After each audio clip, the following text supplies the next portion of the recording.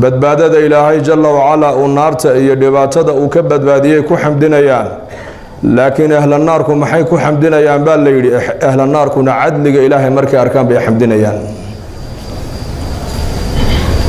wamaa rabbuka bidallaamin lilcabiid naf walba halkaa waxay la timiday baa laga abaalmarin doonaa afdalu ducaana wuxuu nebigu yidhi inay tahay alxamdu lilaah afdalu dikri laa ilaaha ila allah cibaadada qowliga ta ugu fadli badan buu nebigu yidhi calayhi salaatu wasalaam waa laa ilaaha ila allah wa afdalu ducaa alxamdu lilah baryo ilaahay la baryana waxaa ugu fadli badan inaad tidhaahdid mar walba alxamdu lilaah lain shakartum la asiidannakum ilaahay baa haddaad shukridaan oo nicmadda aan siiyey aad igu shukridaan baa ilaahay yidhi aniguna waa nii siyaadinayaa cumar bnu khadaab radia allaahu canhu ayaa odhan jiray saddex ha iloobina buu odhan jiray saddex baa inagaga xidhan istikfaar baa ilaahay yidhi wastakfir illaaha ina allaha kaana gafuuran raxiima istikfaarta ha ka tegin baa lagaa yidhi ilaaha aad baryaysaa ee mar walba aad u noqonaysaa xaggiisa waa alla dhaafid badan oo naxariis badan weeyaan adcuunii astajib lakum baa ilaahay yidhi iweydiista anigoo ibarya aniguna waan inaga ajiibayaa ducadiinne lain shakartum la asiidannakum haddaad nicamtayda iigu shukridaan baa ilaahay yidhi aniguna waan inii biirinayaa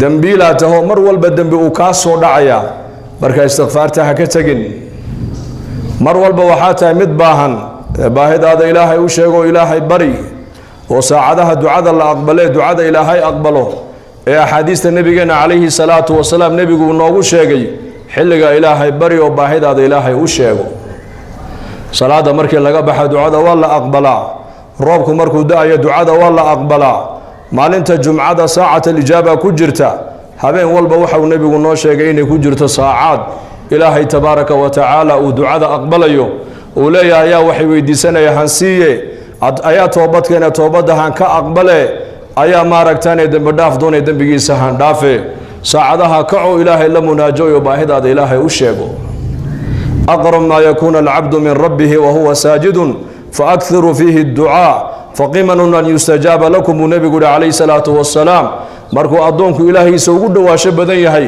waa marka sujuudda wejiga dhulka uu ku hayee xilligaa ducada badiya buu nebigu yihi calayhi salaatu wasalaam waxaa xaqiiqa ah buu nebigu leeyahay xilligaa ninka ducaysta ilaahay ducadiisa inuu aqbalayo walaalkaaga muslimka oo aan kaa warqabin ood u ducaysaa bidahri lghayb aad uga ducaysaa ood ilaahay iimaan u weydiisaa hidaayad ilaahay u weydiisaa towfiiq ilaahay u weydiisaa barwaaqo ilaahay aad u weydiisaa caafimaad ilaahay aad u weydiisaa taasaana ugu ijaabo dhow buu nebigu yihi calayhi salaatu wasalaam adigu walaalkaaga muslimka aan war kaa qabin markaad u ducaynayso korkaaga malag baa taagan mar alli markaad walaalkaa u ducaysidba walaka miluhu malagii wuxuu ku leeyahay aamiin ilaahu ducada aqbal walaka miluhu adiguna waxaad walaalkaa aad u tidhi adigana annakaa ku nidhiya aamiindha buu ku leeyahay malagu ducadaadaas adiga in la aqbalaya ilaahay baa garan laakiin ducada malagu waa mustajaabo weeyaan markaad walaalkaaga muslimka isagoon kaa warqabin aad u ducaysid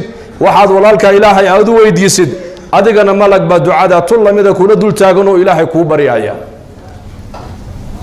tadcuunii astajib lakum ibarya baa ilaahay ku leeyahay ducadiina waan aqbaliye marka ducana ta ugu fadli badan buu nebigu yihi calayhi salaatu wasalaam waa inaad tidhaahdid alxamdu lilaahi rabbi alcaalamiin maanta innaka su-aasheennaa badan baahideennaa badan waxaa dadku inta badan ay eegaan inta nicmadda ka maqan bay eegaan inta nicmadda ay haystaan ma eegaan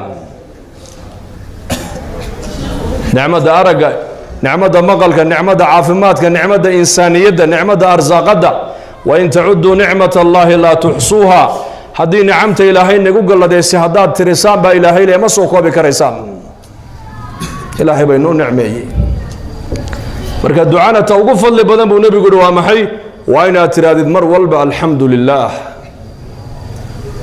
calaa nicmat aliimaani waalislaam weliba nicmadda ugu weyne ilaahay jalla wacala uu ina siiyey waa nicmadda islaamnimada weeyaan dad badanoo maanta muslimiina nicmadda ma qadariyaan nicmat alislaam haddaan garan lahayn oon hoos u eegin lahayna iyadaa nicmo inoogu filan. mithqaala dharra min iimaan, qofka qalbigiisa mithqaala dharra min iimaan oo khayra ama iimaana uu qalbigiisa ku jiray adduunyada ka taga buu nebigu yihi calayhi salaatu wasalaam, ilaahay jannada waxa uu ka siiyaa jago la-eg adduunyada 10 la-eg baa jannada ilaahay ka siiyaa. muusa calayhi salaam ilaahay waa kii barye yidhi kelmadaa kugu baryaysii, markaasaa ilaahay ku yidhi yaa muusa waxaad tidhahdaa laa ilaaha ila allah dheh. markaasuu yidhi yaa rabbi addoommahaaga wanaagsan kelmaddan way yidhaahdaane tuga aniga ii gaaraysi oon kugu baryo. markaasaa ilaahay yidhi yaa muusa 7 ciriga 7 dhul haddii la qaado miisaanka kafad la saaro, kelmaddaana kafadda kale la saaro, kelmaddaaba ka culus baa ilaahay ku yidhi. xadiis saxiixa nebigu calayhi salaatu wasalaam waa kii lahaa maalinka qiyaamaha nin ummadayda ka mida ayaa ilaahay banka qiyaamo kala soo dhex bixi doonaa, waa laga soo dhex soocan doonaa. markaasaa la hordhigi doonaa 99 diiwaan oo midkii la fura buu nebigu yihi uu leegyahay ilka aragtay oo dunuub iyo macaasi ay ku wada qoran tahay. markaasuu addoonku yaabaya, markaasaa ilaahay ku odhan doonaa malaa'igtaydii camalka soo qoraysa may kugu xadgudubtay? markaasuu leeyahay may igumay xadgudbina, waxa meesha ku qoran oo dhan anigaa geystay. afalaka cudrun, haddana wax cudurdaara ma sheeganaysa? markaasuu leeyahay maya. balaa ina laka cindanaa xasanatan laa dulma calayka alyowma uxdur wasnaka, agtayada hal xasano ayaad soo dhigatay oo kuu taalle, halkan meeshan cidna laguma dulmiyo, waa maxkamad weeyaan, ilaaha caadilka ayaa ka taliya. wanadacu lmawaasiina alqisطa liyowma alqiyaama falaa tudlamu nafsu shayئa wain kaana mithqaala xabati min khardal aataynaa biha wakafaa bina xaasibiin. mithqaala darra in la eg oo khayra ama oo shar a ninka maalintaa banka qiyaame isagoo wata tega laga dulmin maayo baa ilahay, lagu xadgudbi maaye, waxa uu la tegay baa laga abaalmarin doonaa. waayo ilaah caadila maalintaa ka talinaya maxkamadaas, mid laaluush qaadanaya, mid laaluush la siinaya, mid shafaacad maaragtaana ilaahay noo ergee markaa la odhanaya. meeshu ma taagna, waxay taagan tahay waa maxkamad, ilaaha caadilka ayaa kala saaraya khalqigiisa, nin walba camalkiisa marka hore lagu dhaqaajinaya. deedna ilaahay tabaaraka wa tacaala shafeecadda malaa'igta iyo shafeecadda ambiyada iyo shafeecadda culammada kadib ayaa la bilaabi doonaa. markaasaa ilaahay odhan doona agtayada hal xasano ayaad soo dhigato kuu taalle, oradoo halka camalka lagu miisaama teg baa lagu odhan doonaa. waxaa la soo saaray buu nebigu yihi calayhi salaatu wasalaam bitaaqad warqad yar oo ay ku qoran tahay shahaadati an laa ilaaha ila allah, shahaadati an laa ilaaha ila allah wa anna muxamada cabduhu warasuuluh. dadna markaasaa la qaadi, markaasuu leeyahay maxay intay kaga dhacaysaa kelmaddan warqadan yari 99 register oo midkii la furaba uu leeyahay ilka aragtay, maxay ka gaadhaysaa? markaasaa la odhan doona uxdur wasnaka, halka camalka lagu miisaama adigu iska teg. markaasuu la keeni doonaa 99 register, xaggan ayaa la saari doonaa. kelmaddii towxiidka qalbigiisa ku jirtuu la yimidayna kafadda kalaa loo saari buu nebigu yidhi falaa yadkhulu maca ismi illaahi shay, ilaahay magaciisa wax ka cuslaanaya ma jirta buu rasuulku yidhi. kalimatu tayiba, dad muslimiina oo shahaadanaya oo weliba diintii danaynaya oo masaajidii camiraya oo diintii baranaya oo diintii dhegaysanaya oo diintii ka hadlaaya ayaa ilaahay naga dhigay. kam nicmada qadarkeyga maba garan karnaba maanta inagu. dadka ahla dunyuhu adduunyadooda qadarkeyga way gartaan. magaaladan aad ku nooshaan lacag suuqa lama maro, waa sugna.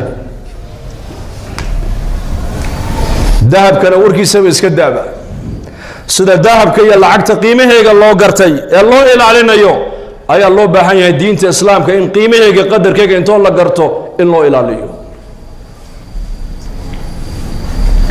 ma qadaru llaha xaqa qadrihi, ilaahay cadamadiisii macrifadiisii cibaadadiisii uu xaqay nooga lahaa umaanu caabudin, umaanu garan. markaasaa ilaahay ludfigiisa iyo karamkiisa iyo dulqaadkiisa ilaahay nagula tacaamulaya. waa ilaa acmaal aan mutaysanay inaan arlada dusheeda aan ku joogno ma hayna maanta, laakiin raxmaddiisaan ku joognaa. dulqaadkiisaan ku joognaa, lutfigiisa ayaan ku joognaa, asturkiisa ayaan ku joognaa. yaa man adhara aljamiil wasatara calaya alqabiix. waa munaajaadkii nabigeena muxamed calayhi salaatu wasalaam rabbigii markuu la munaajoonay uu ku ducaysan jiray, yaa man adhara aljamiil wasatara alqabiix. ilaaha quruxdaydii sifaadka igu wanwanaagsanaa, intii wanaagsanayd ii muujiyey, ee intii ceebtayda ee igu ogaana ii qariyayow, allahaasaa mahadla buu nabigeenu ku ducaysanaya habeenka markuu ilaahay la munaajoonayo.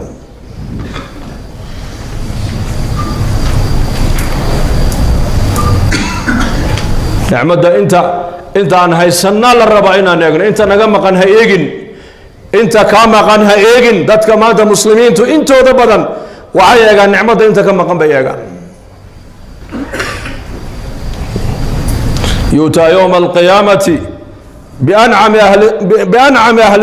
يؤتى يوم القيامة بأنعم أهل الدنيا من أهل النار فيسبق سبقة في النار ثم يقال هل رأيت خيرا قط هل مر بك نعيم قط.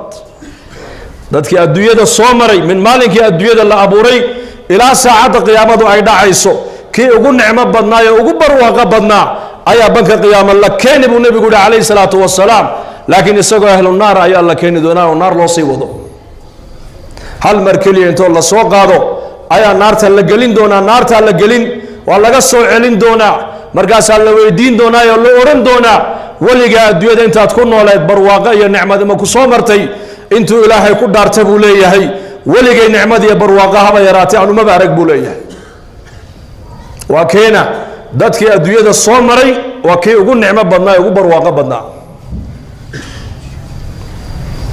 hal mar oo jahannamo la geliyo laga soo celiyey ayuu nicmadii oo dhan ku halmaamay mar keliya.